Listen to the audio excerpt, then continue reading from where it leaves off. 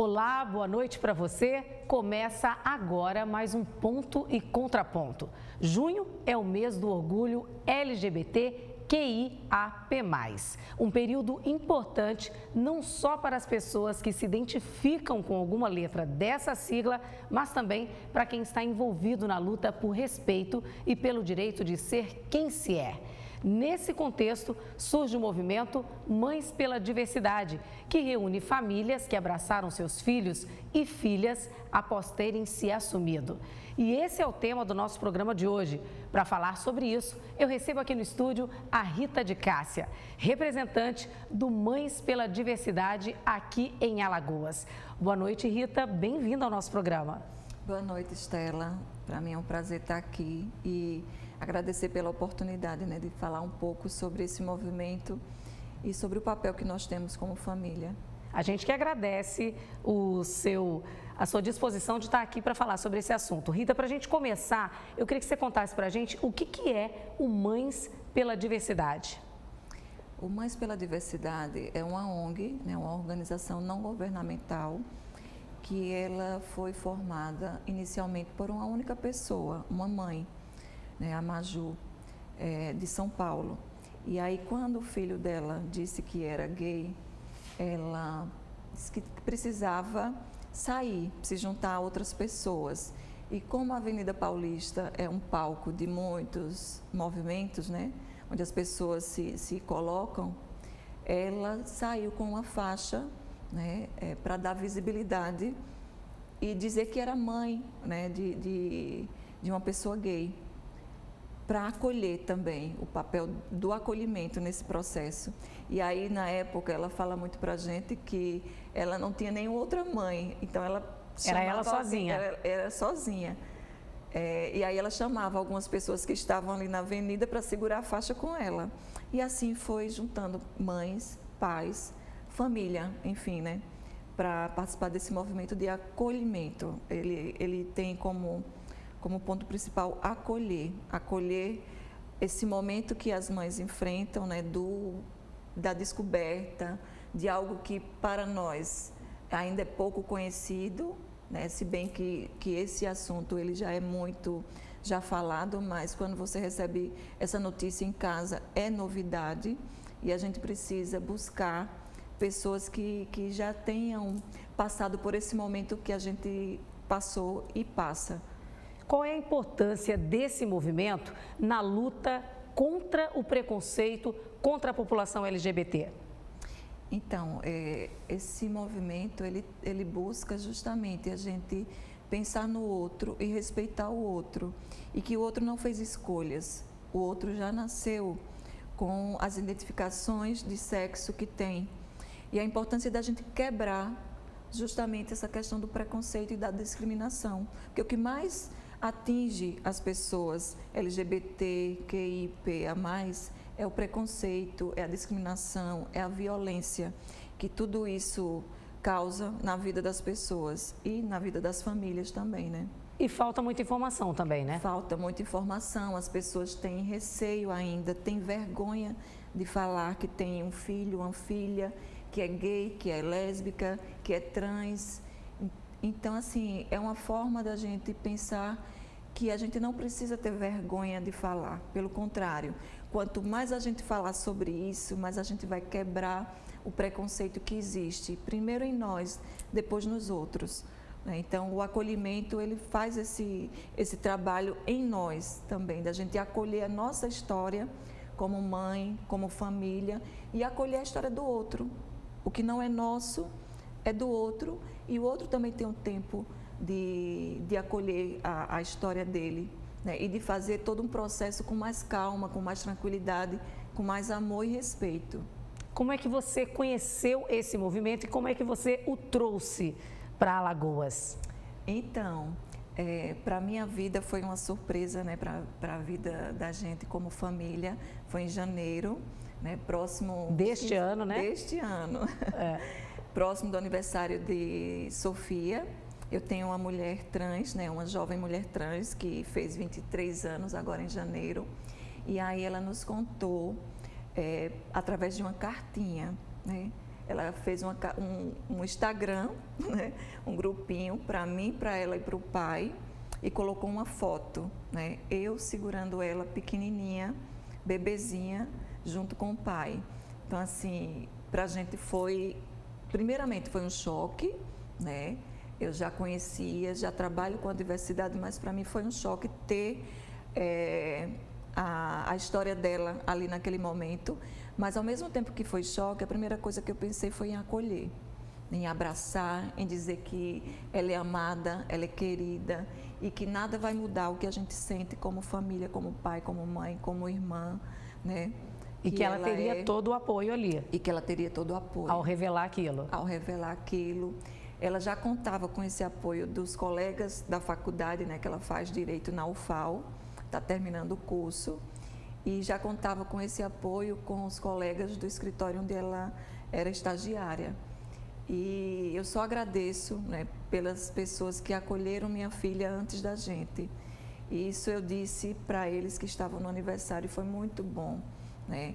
E aos poucos as pessoas também, os outros familiares, eles foram acolhendo a história de Sofia, né? E o que importa para a gente é que ela seja respeitada, como ela pediu, né? Ela pediu que a partir daquele momento ela não fosse mais chamada com o nome que eles chamam, o movimento chama como nome morto, porque no sentido de não identificar mais aquela pessoa. Que é o nome da certidão de nascimento, da identidade. Isso.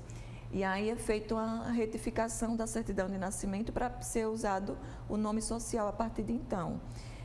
Essa questão do tempo para realizar a retificação é um tempo, como minha filha já é adulta, é um tempo dela, né? É um tempo que ela vai decidir por fazer. Mas a partir do momento que ela se identifica com o nome social, esse nome tem que ser respeitado em todas as esferas, em todas as instituições, em todos os serviços. Rita, como mãe de uma mulher trans, você acaba sentindo também o preconceito que a sua filha é exposta todos os dias? Sim, sim, sem dúvida. A família também sente, porque a gente vê a nossa filha sofrer com isso, né? Então, independente da identificação de gênero que nós tenhamos, a gente sofre. A gente sofre como mãe, como família. E a minha filha, nesse percurso de janeiro para cá, né? Nós estamos praticamente no meio do ano, ela já sofreu junto comigo, né? Eu passei com alguns momentos ela muito desconfortável em alguns ambientes, né? Porque infelizmente a gente tem locais que são mais acolhedores, que não colocam o universo masculino e feminino para provador.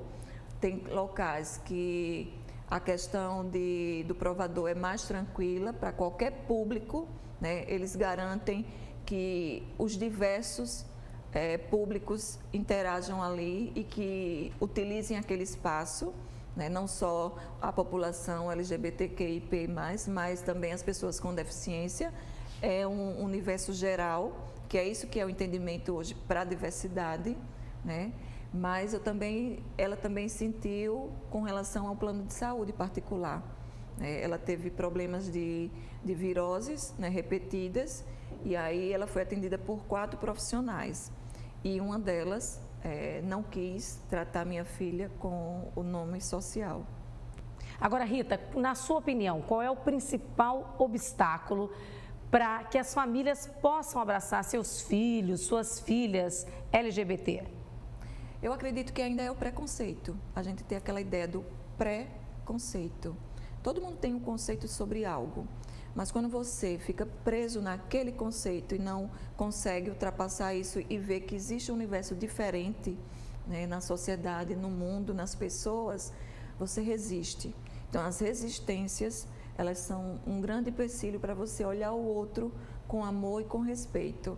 Então, o maior obstáculo hoje ainda é o preconceito e a discriminação. E junto disso vem também essa falta de informação, né? Sim. Por isso que a gente decidiu fazer esse programa aí para estar mostrando para as pessoas, né? Encorajando e dando força para as famílias também. Sim, sim. É bem importante esse espaço que vocês estão dando, porque ele dá visibilidade à luta das famílias. Rita, eu vou precisar fazer uma pequena pausa na nossa conversa aqui para chamar um intervalo comercial, tá certo? E no próximo bloco a gente segue falando sobre o Mães pela Diversidade e o mês do orgulho LGBTQIAP+. Não saia daí, porque o Ponto e Contraponto volta num instante. Estamos de volta com o Ponto e Contraponto. Comigo aqui no estúdio está a Rita de Cássia, que é representante do movimento Mães pela Diversidade em Alagoas. Rita, a gente fechou o último bloco falando um pouco sobre o que impede as famílias de aceitarem seus parentes LGBT. Na sua opinião, qual seria a saída para que essa questão seja resolvida? A informação, eu penso, Estela, que ela é fundamental para a gente conhecer algo que até então é desconhecido por muitas famílias e quebrar um pouco essa questão do preconceito, preconcebido, né? Porque só assim a gente vai conseguir que outras pessoas tenham acesso à informação de forma clara, objetiva, sem medos, sem receios, né, de amar o outro do jeito que o outro é, né? E eu acho que o amor, o respeito, ele também são fundamentais para que a gente possa ter uma sociedade mais justa, mais humana, mais afetuosa. A gente está no mês do orgulho LGBTQIAP+. Esse é um período muito importante para tentar aproximar a comunidade, os movimentos, como o Mães pela Diversidade e a sociedade em geral, em torno desse tema? Sim, esse mês, ele marca também a forma de ver a homossexualidade diferente. Antes era visto como uma doença, o termo era usado de forma errada, homossexualismo, né? Então, era os ismos das doenças, né? Dos diagnósticos. Então, você não é diagnosticado como uma pessoa lésbica ou como uma pessoa trans. Você é, né? É o que lhe identifica como pessoa. Você já nasce. Você já nasce assim. A demora da identificação é a demora de você se reconhecer, de você lutar internamente com algo que é tão intrínseco ao ser humano, né? E a gente demora tanto para perceber. E aí essa luta, ela marca muito isso, para que a gente veja o outro como um outro que tem uma necessidade de se mostrar como é.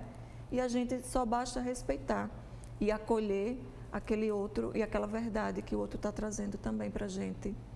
Eu acredito muito que quando uma pessoa aceita a outra do jeito que ela é, a pessoa que está aceitando e a outra que aceita sofrem muito menos. Você concorda com isso? Sim, com certeza. Essa questão do acolher a sua história, a minha história, faz toda a diferença, né, para a gente ir quebrando esse preconceito que existe ainda muito forte na nossa sociedade. Ela ainda é patriarcal, ainda é sexista, ela ainda é binária, né? E a gente não é. Nós não somos necessariamente seres binários, homens e mulheres. Nós temos outras identificações, nós temos outras orientações e as pessoas precisam entender, precisam compreender, precisam se informar também, porque as pessoas também cometem crime, mesmo sem se informar, porque hoje o desrespeito, né, a algumas leis, ela é crime e não é por falta de conhecimento que você deixa de cometer o crime.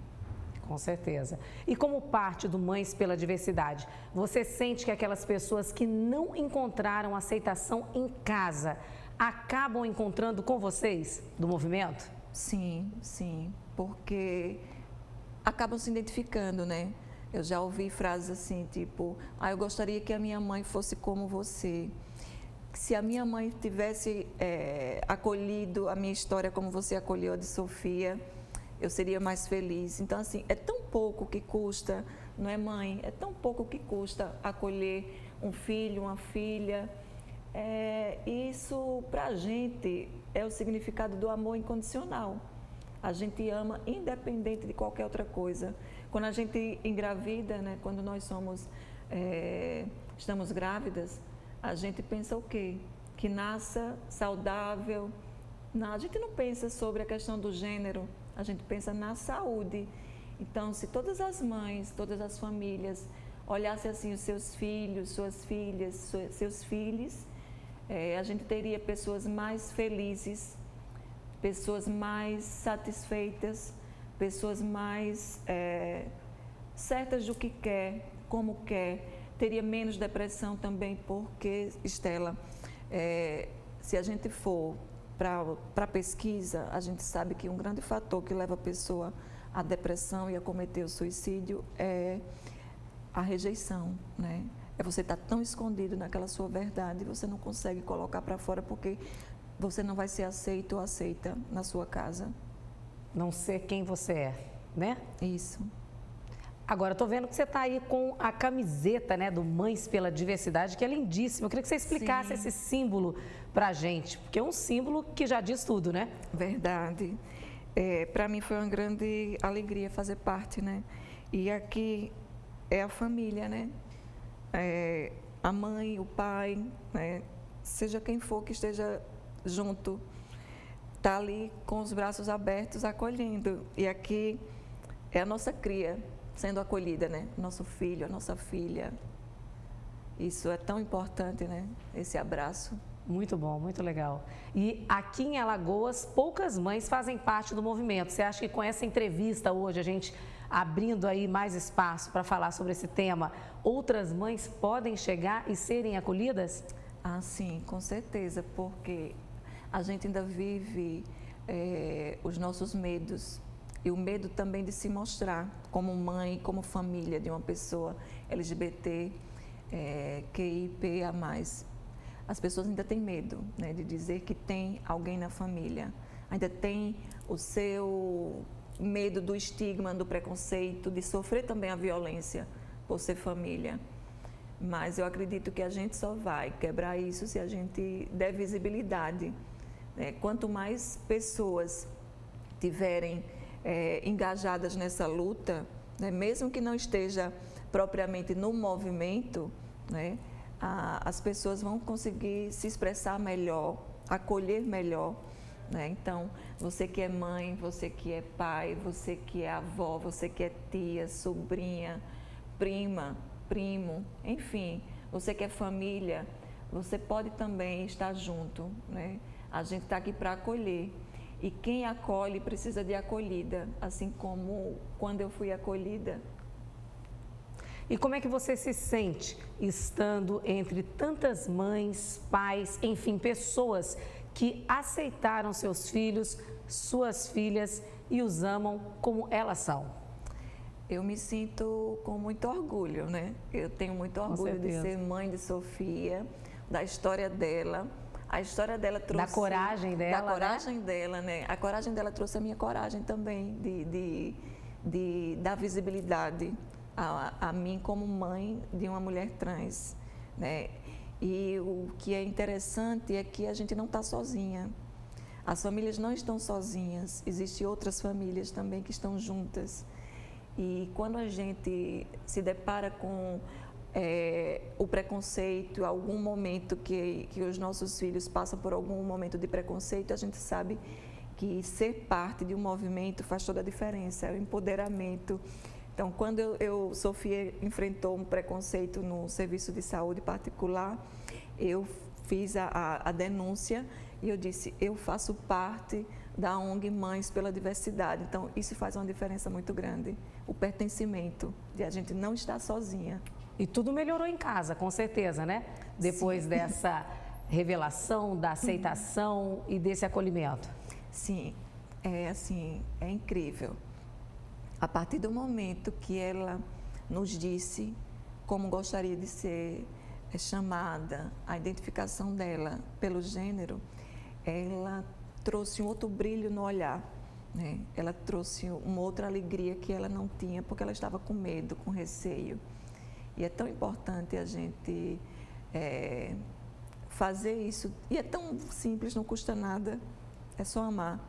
Com certeza.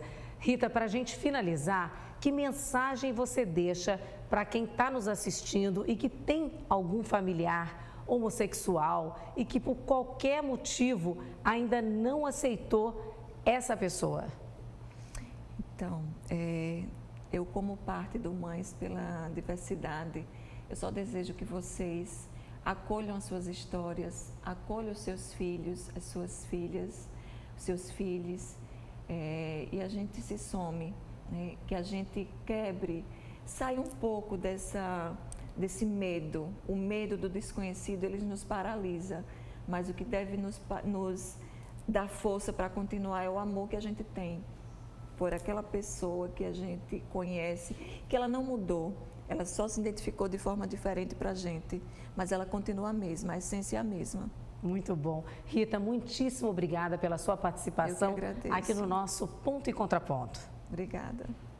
É isso, né, gente? A gente fica por aqui e para rever essa e outras edições é só acessar o nosso canal no YouTube, TV Ponta Verde SBT. Tenha uma ótima noite, um bom fim de semana e até o próximo programa. Vamos acolher, né? Uns aos outros. Tchau, tchau.